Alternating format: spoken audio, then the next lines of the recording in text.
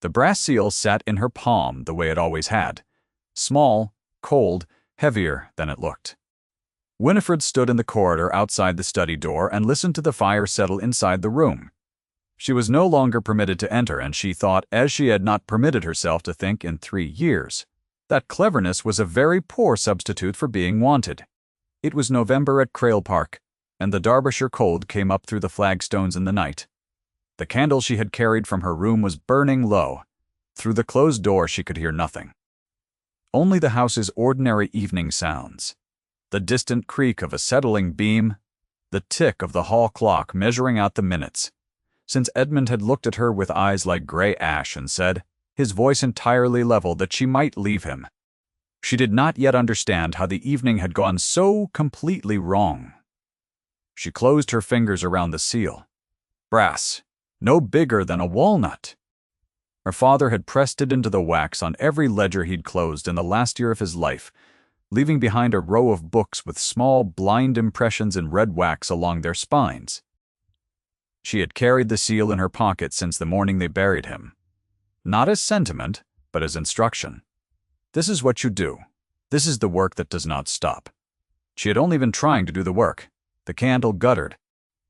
Winifred turned and walked back down the corridor toward the cold bedroom at the end of the east wing that had been assigned to her, and she did not look back at the study door, because she had learned years ago that looking back at closed doors was a luxury afforded to women who had been promised something inside them. She had never been promised anything. If you have stayed with a story that begins in a cold corridor, then you already understand what kind of woman Winifred Ashby was. Let her show you how she came to stand there.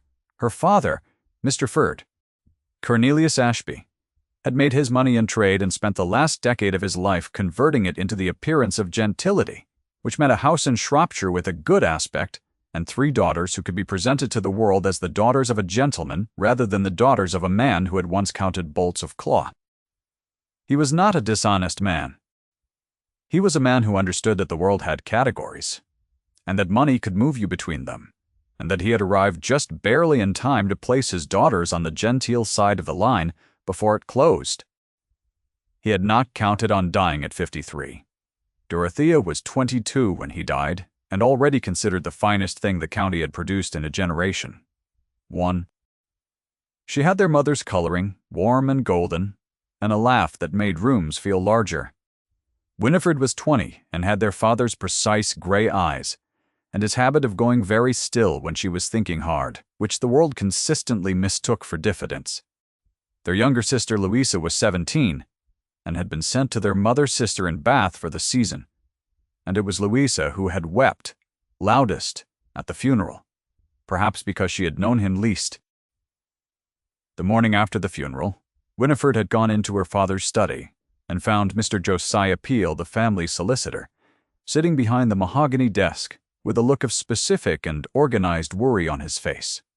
He had 3 sets of books open in front of him and was comparing columns with the careful attention of a man who expected the columns to disagree. They disagreed considerably. What followed was not a crisis precisely, because Winifred did not permit it to become one. What it was instead was a problem of the kind she recognized. Numbers that had been allowed to travel in different directions from their source. Accounts that had not been reconciled since spring. An investment in a canal venture that had returned less than a quarter of what her father had expected. The estate was solvent. The £20,000 settled on each daughter by her father's will was safe in the funds. The household income, however, was thinner than anyone had understood, and Mr. Day, Peel, was kind enough and honest enough to tell Winifred the truth of it, woman or not. She had asked him for the books. He had looked at her for a moment, with the expression of a man revising a previous judgment, and then he had pushed them across the desk. She spent that winter learning everything. Mr. Peel came on Tuesdays. Dorothea went to stay with cousins in Herefordshire, then returned glowing with accounts of a baronet she had met at a Christmas assembly who had looked at her with an expression she described as devoted. Winifred stayed in the study. She found by February that 2 of the tenants had been let fall behind on their rents by a factor her father had not intended, and she wrote to them herself, in polite terms, and arranged a schedule of recovery that satisfied everyone. By spring, she had sorted the canal investment into its proper column and identified what remained of value. By the following autumn, she had grown the household income by 12% through the simple mechanism of paying attention to it. No one noticed, because the work was invisible and she had learned not to describe it. It was Dorothea who told her about Sir Edmund Crail. The baronet's estate in Derbyshire was the kind of property that looked very well from a distance, with acres of good agricultural land, a handsome house, a name with 2 centuries of history behind it. Up close, according to the whisper that made its way through county connections to Dorothea, it was in some difficulty. Sir Edmund Crail had inherited from a father who had mortgaged what he could not sell and lost what he could not mortgage, and Sir Edmund had been working since his father's death to close the gap between Crail Park's appearance and its solvency. He needed a fortune. He was prepared to marry for one. He was 28 when he wrote to Mr. Peel. He was 34 by the time the letter arrived. Winifred was 23. Dorothea was 25, and in no particular hurry, being courted at that moment by a viscount who had prospects of his own, and in any case had always assumed that when the moment came, she would have a love match rather than a merchant's arrangement. She said this with perfect kindness, because Dorothea was not an unkind person. She was a person to whom the world had offered options, which had made her believe. Options were a condition of ordinary life rather than an accident of appearance. It was Winifred who wrote back to Mr. Pat. Peel, through the correct intermediaries, and agreed to meet. She wore her good grey wool to the meeting, which was conducted with all the formality the situation required in the drawing-room of their Shropshire house, with Mr. Ginnery, Peel present, and a brief, polite conversation that had the texture of 2 people reading aloud from documents they had both already reviewed. Sir Edmund was taller than she had expected. He had dark hair gone slightly grey at the temples, and a face that gave nothing away, unless you watched his hands, which she did, and which were very still. He looked at her once, directly, without pretense, and she understood from that look that he had come prepared to be satisfied with whatever he found. Not because he was generous, but because he had decided in advance that this marriage was a transaction, and that transactions did not require enthusiasm. She respected that. She recognized it. She had been living inside a transaction herself for 3 years. He offered. She accepted. The wedding was in October, which was the earliest the settlements could be finalized, and it was conducted in the village church on a morning of sharp autumn light, with Dorothea as her attendant, and Louisa arrived from Bath in a new bonnet and Mr. Baya. Peel in the 3rd pew, looking satisfied in a way that Winifred found privately a little puzzling. She arrived at Crail Park on a Tuesday evening in the 1st week of November, and she understood immediately, from the quality of the quiet, that the house had been running too long without enough money. She did not say so. She carried her trunk to the east wing bedroom and unpacked it herself, because the housemaid who had been assigned to her was very young and had come in at the last moment before the wedding and was still learning the house. She met Lady Crail at dinner, which was a meal conducted with some ceremony in the dining room, at a table built for 30, laid for 3. Lady Crail was 58, and had the look of a woman who had spent decades maintaining the performance of prosperity and had grown so accustomed to the maintenance that she could no longer see the distance between the performance and the thing itself. She was beautifully dressed. Her jewels were old and very fine. She greeted Winifred with warmth of the specific kind that contains no actual warmth, a warmth with very precise limits, the warmth one extends to a useful piece of household furniture that has arrived in better condition than expected.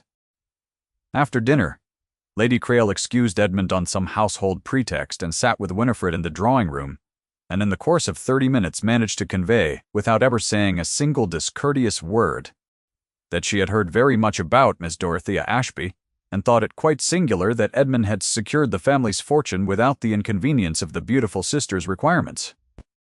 "We could not have hoped for the beauty," she said to the woman she was addressing, in the tone of a woman who believed she was speaking only to herself. "She would have wanted sentiment. The plain one suits us well enough." Winifred looked into the fire and kept her face entirely still. She was the plain one. She had always been the plain one. She pressed the brass seal in her pocket between her thumb and forefinger, the way she did when she was thinking hard and needed to remember that thinking hard was its own kind of currency, and she told herself that this was no different from the Shropshire study and Mr. K. Peel's face and the 3 sets of books waiting to be reconciled. There was work here. There was always work. She found the estate ledgers on her 5th day at Crail Park, in a cabinet in the steward's anteroom that Thomas the steward had left open while he went to speak to the head groom about a lame horse. She stood in the doorway and looked at the spines and understood, from the years and the thickness of the volumes, what kind of story they contained. She closed the anteroom door and went back to her own room and spent the afternoon writing letters.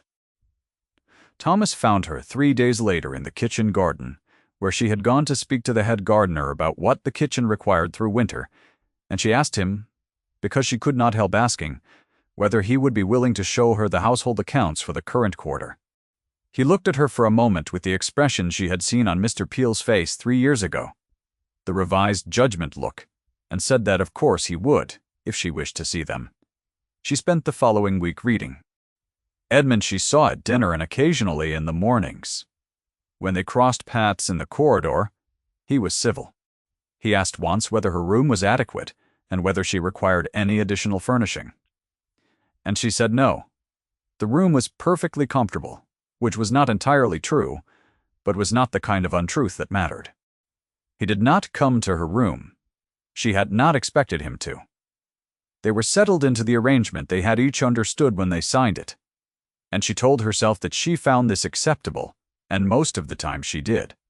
Then he appeared in the library at 5 in the morning on a Thursday, and she was already there with 3 of the ledgers open, on the reading table, a candle burning low, and what appeared to be 30 pages of her own notation stacked beside them. She looked up at the sound of the door. He stood in the doorway with a lamp, and the lamp lit his face from below, and he looked at her, and at the ledgers, and at the notation, with the expression of a man who has opened a door and found a room that was not where he remembered the room being. The hay accounts, she said, because she could not think of anything more useful to say, and also because it was true. For the September quarter, Thomas has them wrong by £40, not through dishonesty, I think. The mill rate changed in August, and the invoice came in after the quarter closed and was posted to the wrong column. I have retotaled. She hesitated. I can show you, if you would like. He came into the library. He set his lamp down on the table across from hers. He looked at her notation, which was organized in the way her father had taught her, with each column headed and each source cited. Masque and Semper. He looked at it for longer than was necessary to understand it. Where did you learn this? He said. My father, she said. After he died, there was no one else. He said nothing for a moment. The fire she had built up when she arrived was holding well, and the room was warmer than the corridor outside. And she was acutely aware, in the way she was always aware when he was in the same room with her, of the precise distance between where she sat and where he stood. The quarter before this one also, she said, and turned to the second stack of pages. And the one before that. I have not yet gone further back than the 12 months. He looked at the second stack. Then he looked at her. The lamp made his eyes less gray and more the color of deep water, and she looked away first, which she always did. Thank you, he said. The words were short and level as all his words were, but she heard something underneath them that she had not heard before, which was not gratitude precisely, but something adjacent to it. Something that had the quality of a man who has been carrying something alone for a long time and has just discovered that someone else has been carrying the other side of it without telling him.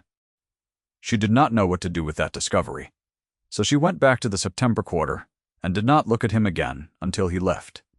He did not go directly. He stood for another 10 minutes in the library, looking at his estate's books and his wife's handwriting, and then he picked up his lamp and left, and he did not say anything else, and she listened to his footsteps in the corridor until they faded. She pressed the brass seal against her palm and told herself this meant nothing. She had seen her father produce that same expression on men's faces in his counting house. It was the expression produced by competent work, not by the person who had done it. In December, Lady Crail gave a dinner for the county neighbors, which was a thing she managed superbly. The table at its full length and every candle in the house employed, and the silver that had been locked in a cabinet since Edmund's father's death, brought out and polished until it reflected the firelight accurately. It was the kind of performance Lady Crail had always been built for, and she moved through it like a woman in her native element, presenting Crail Park's best face to the people who would carry reports of it home.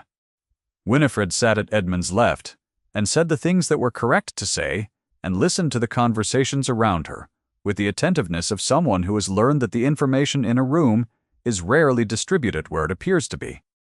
Across the table, Lady Crail was managing a conversation between a Mrs. Fenwick from the neighboring estate and a gentleman Winifred did not know, and the name Dorothea drifted down the table once, twice attached to phrases like, "quite the beauty of her family," and "it is a wonder the Viscount let her go." And then Lady Crail's voice, crisp and generous. "Oh, we are very pleased with our acquisition. Edmund's wife keeps a house admirably. She is the practical one of the Ashby girls, as everyone who knows the family will tell you. We find her most useful." The gentleman nodded. Mrs. Fenwick smiled in Winifred's direction, with the specific warmth of a woman who had just been told exactly how to regard her. Winifred met Edmund's gaze for a fraction of a second, and then looked away. And she did not know what she had seen in his face in that fraction of a second, because she had looked away too quickly. Edmund said nothing.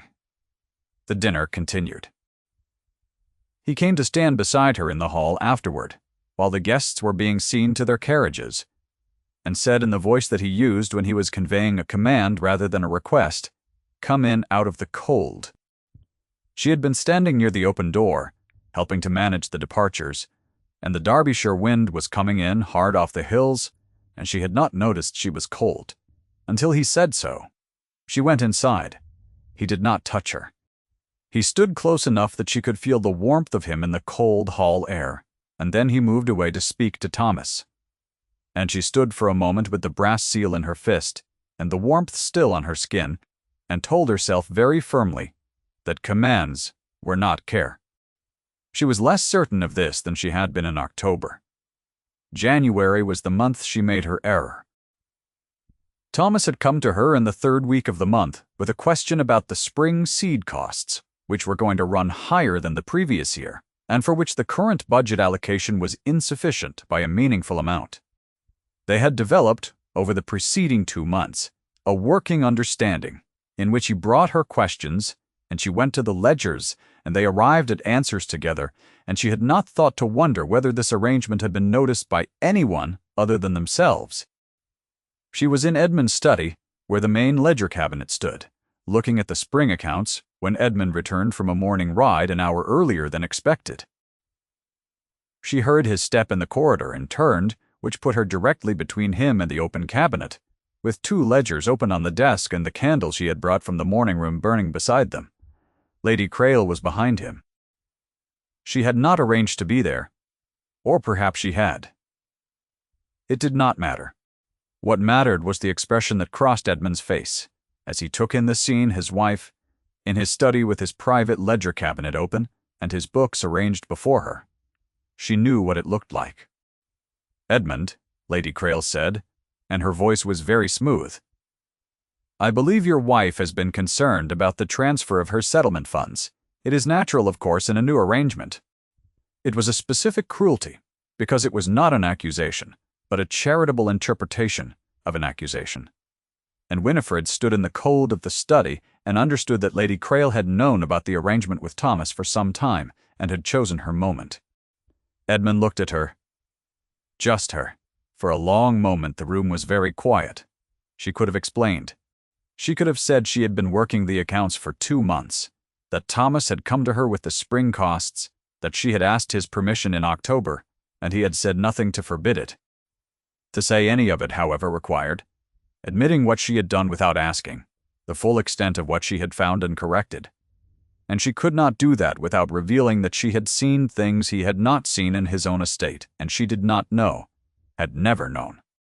Whether that would be understood as help or as the most intimate possible insult to a man who had spent 6 years trying to close the distance between what his father left him and what was right. She said nothing. "You may leave us," Edmund said. His voice was entirely level. He was talking to her. She closed the ledger nearest to her. She set it on the cabinet. She walked to the door, and she walked past Lady Crail, who was looking at the fireplace. She walked down the corridor to the east wing. And she did not stop until she was in her room, with the door closed and the brass seal pressed so hard against her palm that it left a small circle there, a temporary mark, the ghost of a letter. She sat in the chair by the window and watched the light change on the winter hills. And she thought that she had been a fool, in the only way it was possible for a woman like her to be a fool, which was not the fool of romance. She had never been so far gone as to mistake an arrangement for a romance, but the fool of work, the fool who had believed that the quality of the work was its own justification, that being useful was the same as being needed, that doing well was the same as being seen to do well. It was not the same. It had never been the same. She was the plain one, and she had overstepped, and she would be corrected. She pressed her face against the cold glass of the window and allowed herself, for 30 seconds, to be the woman who wanted something more than what she had been allotted. Then she straightened her back and put the seal in her pocket and went to wash her face. She was still in the East Wing bedroom 2 mornings later when Edmund went to Thomas. She did not know this for some time. What she knew was that Thomas came to find her on the morning of the quarterly dinner, the neighbor dinner Lady Crail gave in December, repeated in February with the same guests and the same silver. And he stood in the doorway of the morning room and said, in the measured way he had, that Sir Edmund had asked him to give a full account of everything. She looked at him. "He has the spring schedule," Thomas said, "and the September correction, and the retotaling from October and November. He asked me directly who had produced the work." He paused.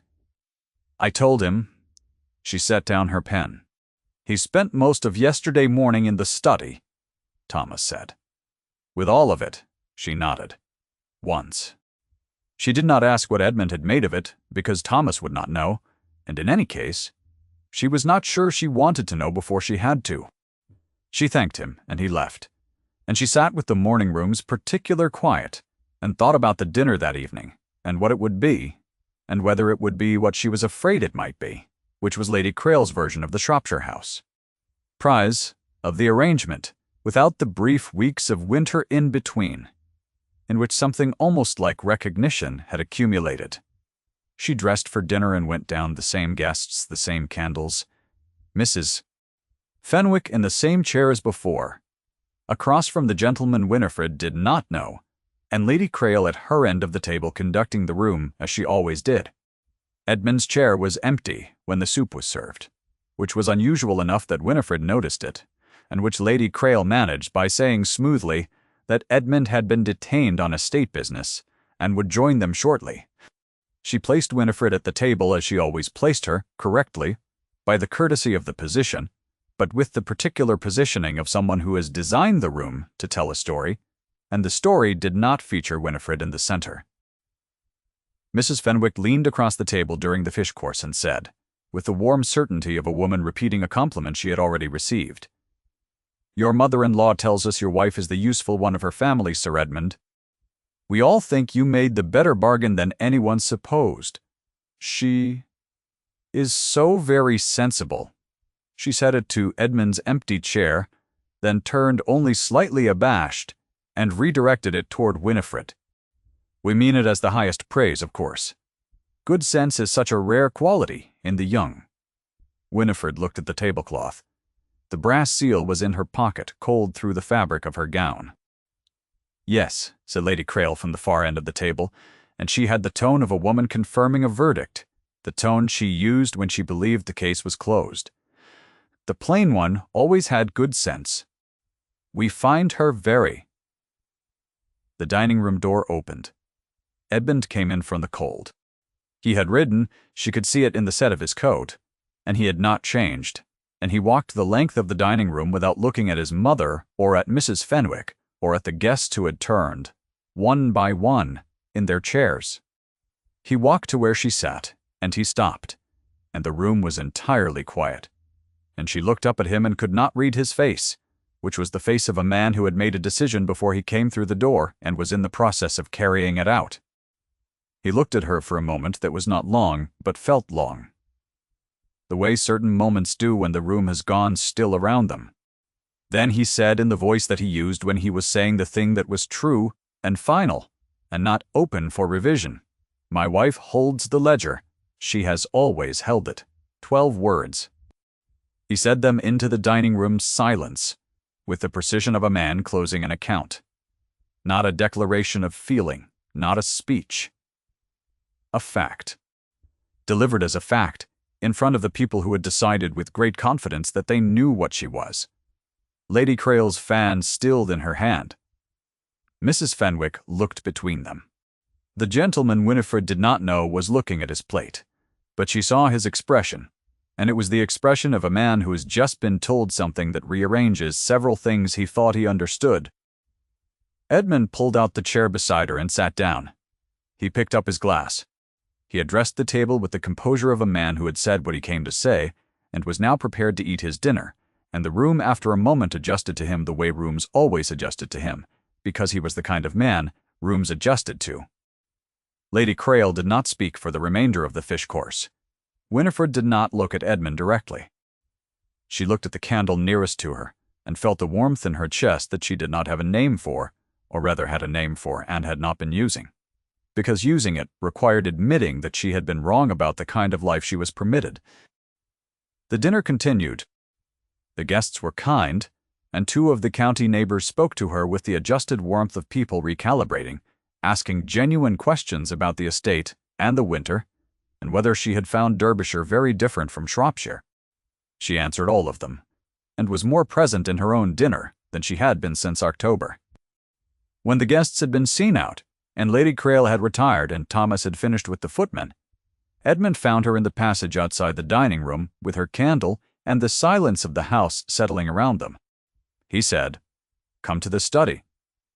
She went. The fire in the study had been built up by someone Thomas, she thought, anticipating, and the room was warm, the candlelight falling across the ledger cabinet and the reading table and the chair beside the fire that she had begun, in her private interior, to think of as her chair, though she had not called it that. She sat down. Edmund closed the door and stood for a moment looking at the fire, and she waited, because she had learned that he organized his thoughts before he spoke, and that interrupting the organizing produced words that were less true than the words that followed it. "Thomas told me in October," he said finally, "not everything enough." She looked at her hands. "The September hay accounts," he said, "and the retotaling. I should have come to you. I did not know how to ask for help with the thing I have managed badly." For 6 years, he turned to face her, and his expression was not what she was accustomed to seeing on his face, which was the expression of a man who has closed himself off from the possibility of being wrong. The expression he wore now was of a man who has reconsidered a previous judgment and is in the process of correcting it. "My father's steward embezzled from this estate for 11 years. I found it when it was too late to recover most of it. After that, I did the accounts myself because I did not trust anyone else to be near them." He sat down across from her. The firelight was between them, and the room was warm, and they had not sat this close together since the night in the library in January. "I did badly," he said. "As you will have seen." "You did not do badly," she said.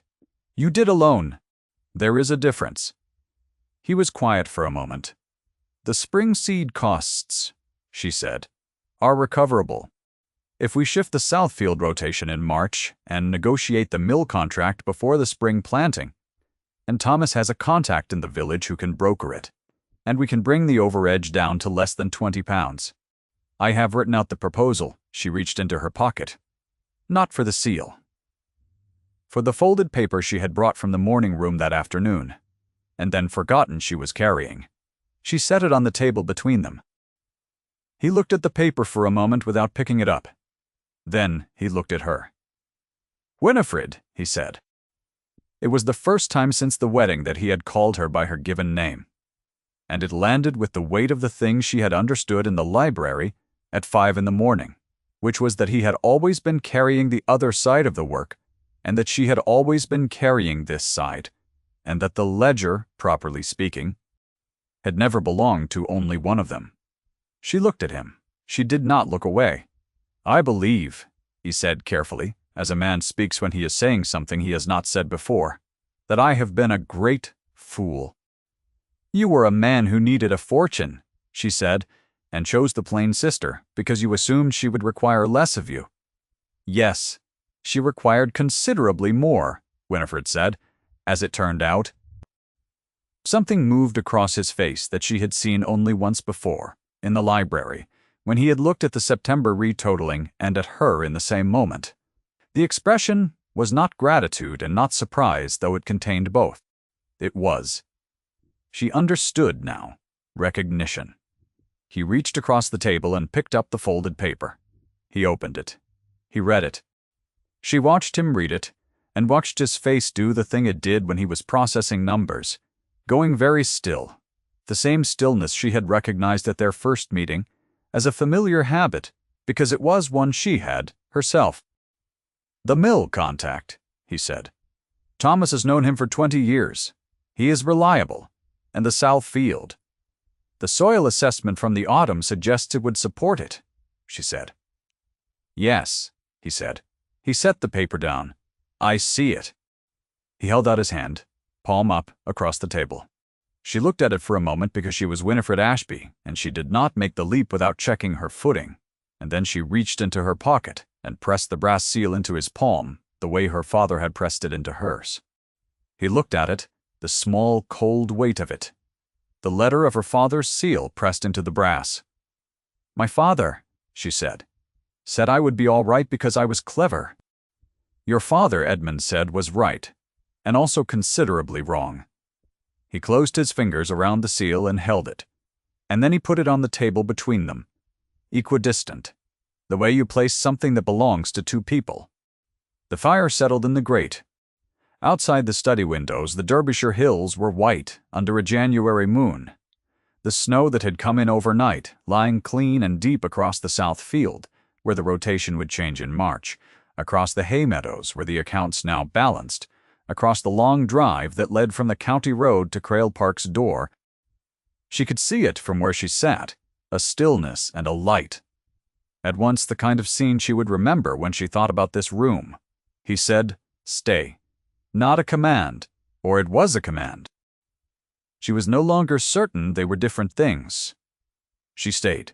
Spring came late to Derbyshire and early to the ledger room, which was what Thomas had begun to call the small room adjacent to the study, where Winifred had moved 2 of the cabinets in February, with Edmund's agreement and her own judgment about the light. The Southfield rotation produced what she had projected. The mill contract came in at £11 under the estimate. By April, the spring accounts were closed and the summer accounts were opened. And the numbers on the page, column by careful column, told a story about a house beginning to become what its appearance had always promised it would be. Edmund brought her tea in the morning when she was working. He set it at the edge of the reading table without disrupting the pages. The way a man sets down something he has carried carefully. And she thanked him. And they worked sometimes in the same room without speaking because they had discovered, as winter turned to spring, that they were the kind of people for whom shared silence was not an absence but a texture. Lady Crail did not come to the ledger room. She had retreated, after February's dinner, into a posture of revised courtesy that was not exactly warmth, but was no longer condescension. The posture of a woman who has been shown the full picture and is in the process of quietly revising her margin notes. She called Winifred by her Christian name in April for the first time, and Winifred accepted it without comment, because that was the kind of correction the world could make if it chose to, and she was not in the business of cruelty. Dorothea wrote from Herefordshire in May to say she was to be married in the autumn, and that she hoped Edmund was treating Winifred with the consideration she deserved, and that she had always said the Ashby family's greatest asset was not her face, but Winifred's mind, though she acknowledged she had not always said it loudly enough. It was the letter of a woman who was generous when she remembered to be, and Winifred read it twice and set it on the reading table, and went back to the summer accounts. Later that evening she found the brass seal on the windowsill of the ledger room, where Edmund had placed it that morning, in the square of afternoon light where it caught the sun. She picked it up and turned it in her fingers, the small, cold weight that was heavier than it looked, the ghost of her father's letter in the face of the metal. She pressed it once into the wax of the closed summer ledger, the way her father had done the blind impression in the red wax. Then she set it back on the windowsill, in the light, where it could be found by either of them. The house was very quiet. Somewhere in the south wing Edmund was reading. The summer evening was long and pale gold through the windows, and the hills outside were green for the first time since she had arrived. Green, the way only English hills in June are green, deeply and without apology. She had not expected to be here. She had expected to be useful, and instead she had become something she did not have an exact word for, in the vocabulary she had been given, something that sat between chosen and home, and the specific warmth of a room in which no one required her to be smaller than she was. She had been the plain one. She had always been the plain one. She was also, it turned out, the one who held the ledger. And the ledger, as her father had always known, was the whole story. If this story found you on an evening when you needed to hear it, I hope it settled something. Thank you for staying until the end.